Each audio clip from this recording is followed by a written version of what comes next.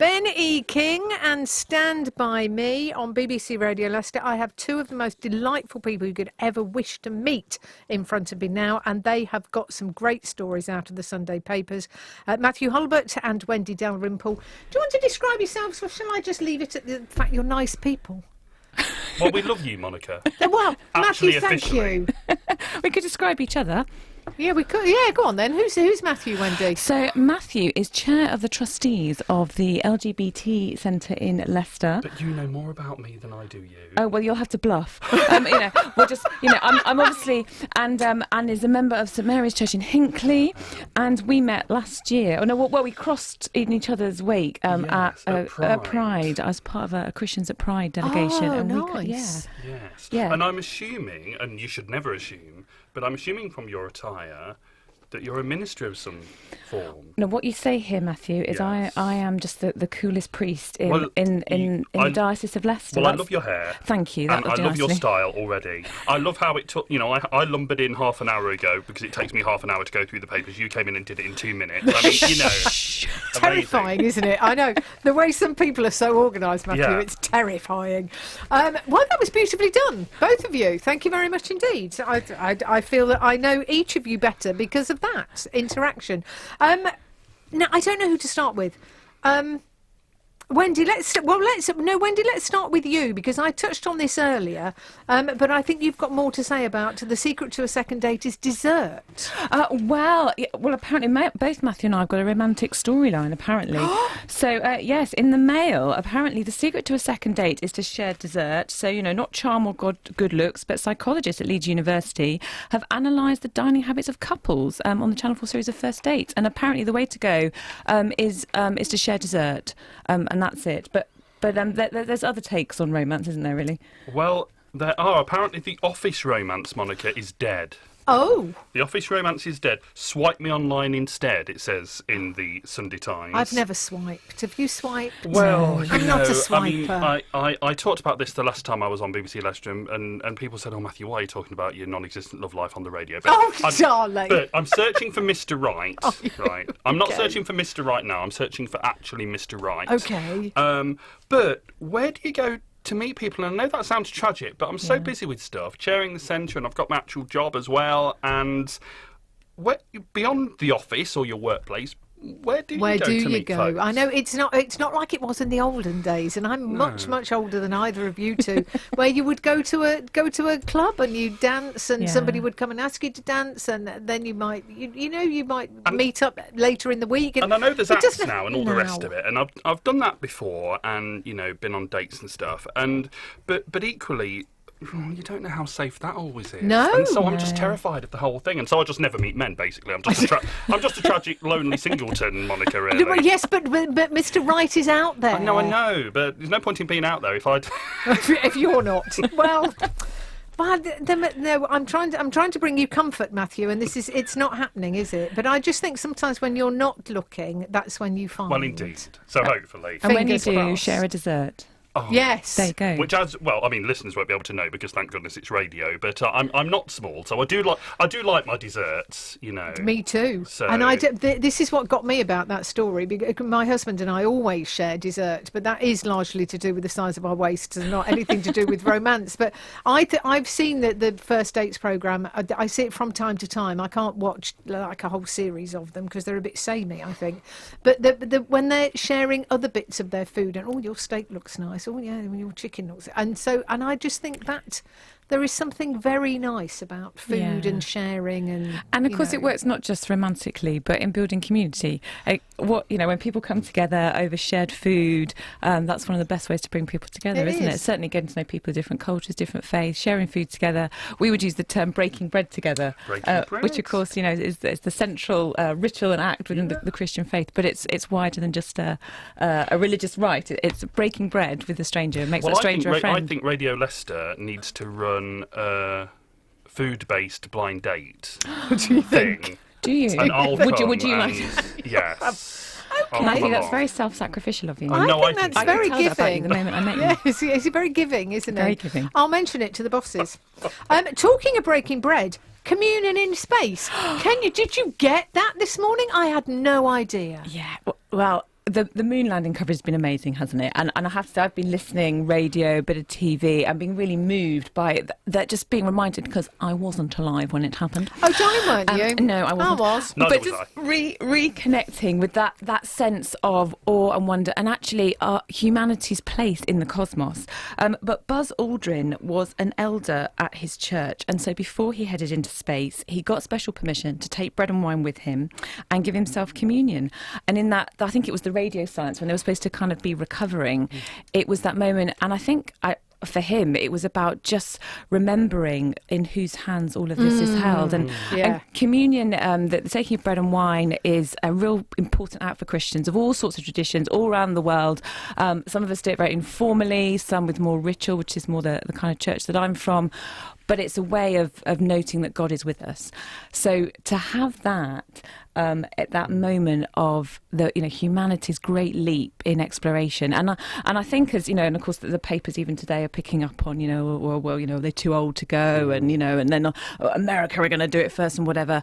That sense of humility about we are tiny in the cosmos, and then as a Christian, as a priest for whom communion is my bread and butter, the thought of that being on the moon. So I could volunteer for the next one. I'll go up and Fab. Yeah. You'd be absolutely fabulous. But don't you think that we need hope in this time? That we're living through fairly bleak times, news-wise, over here and over in America and elsewhere. And don't you think actually that this has reminded us that that good old Bette Midler song. I have to mention Bette Midler.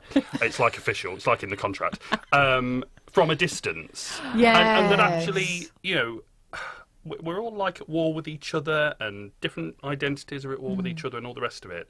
But we're all on the one planet, to use a cliche, and that actually, if we could just try and get on just a little bit more. If we were a little bit more getting on and not protecting, I just think we just feel closed. Yeah, and that perspective. I mean, the photograph of the Earth back from the moon, Yes.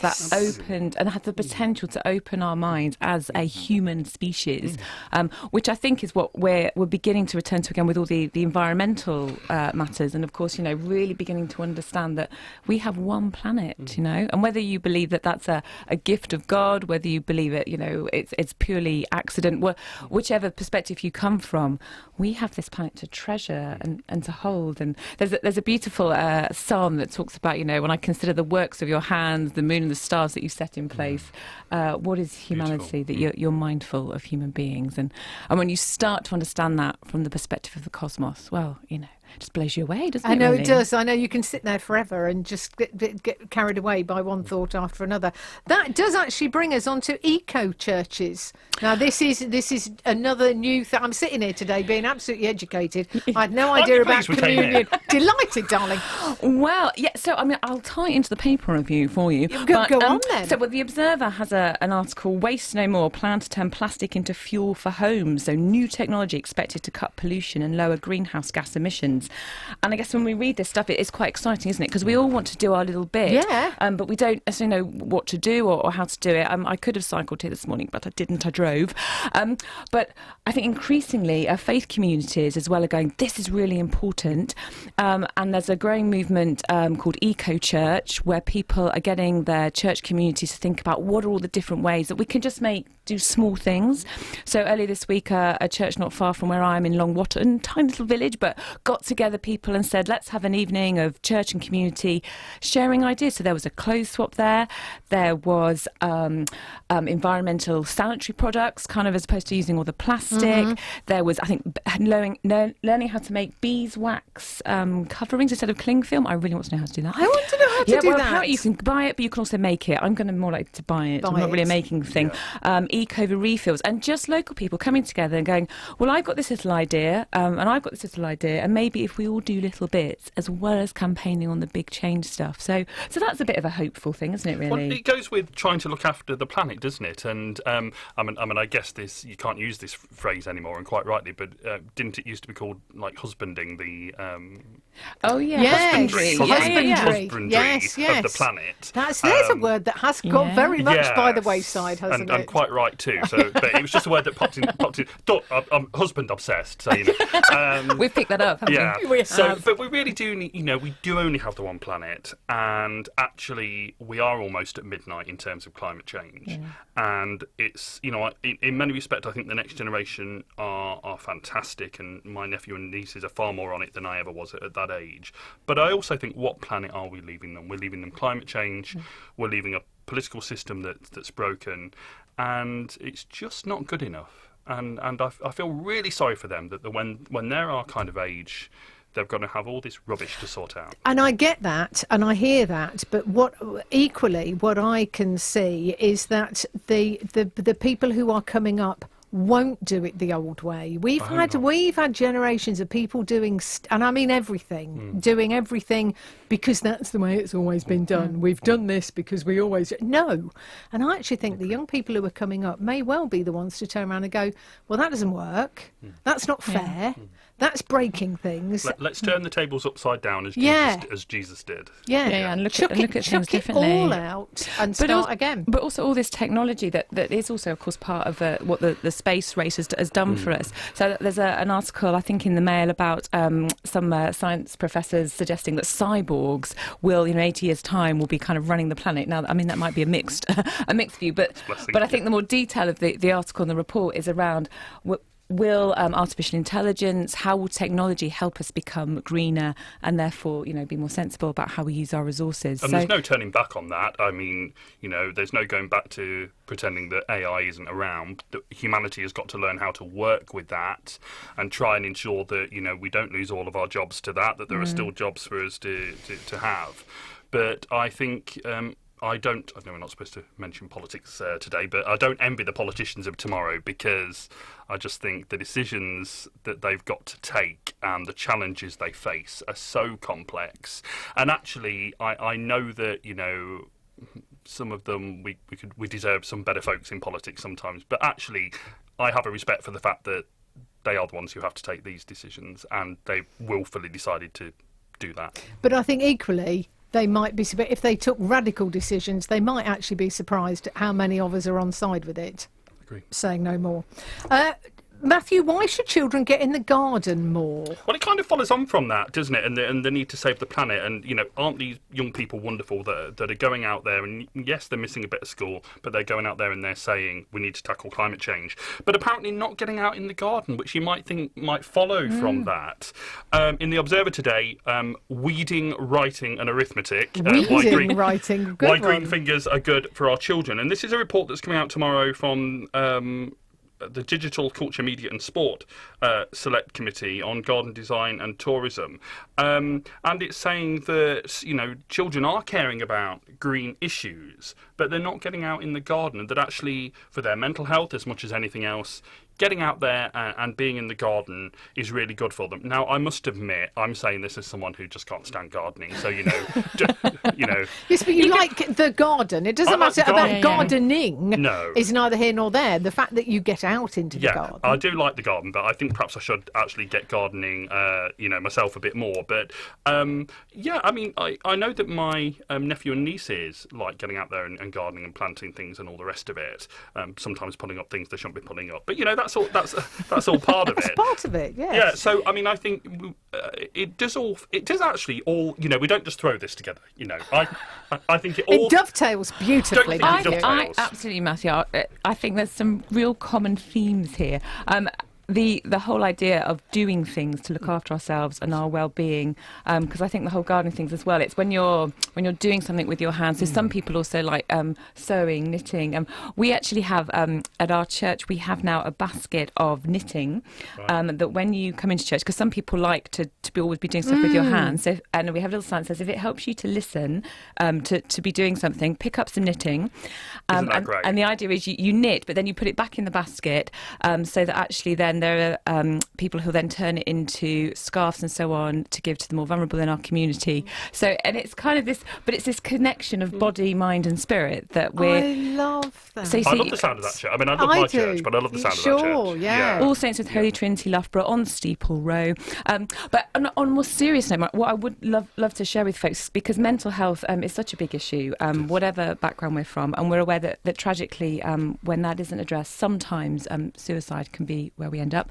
And we're acutely aware of that in our own communities, as I'm sure everyone here perhaps has had some contact with that. So coming up on Saturday, we have a service for anyone who's been bereaved by suicide.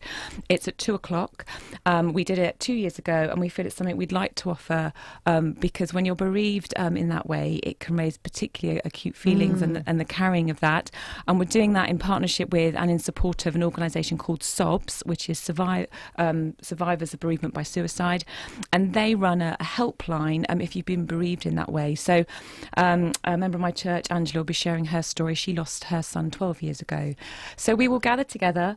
We will allow space to grieve and to mourn and to remember, but also underpinned by that sense of hope of how we, Ville community, to look after one another, to grieve together, but also to look at the hope of new life and things like that. And where's that? Is that your church? That's my church, which is All Saints on Steeple Row in Loughborough.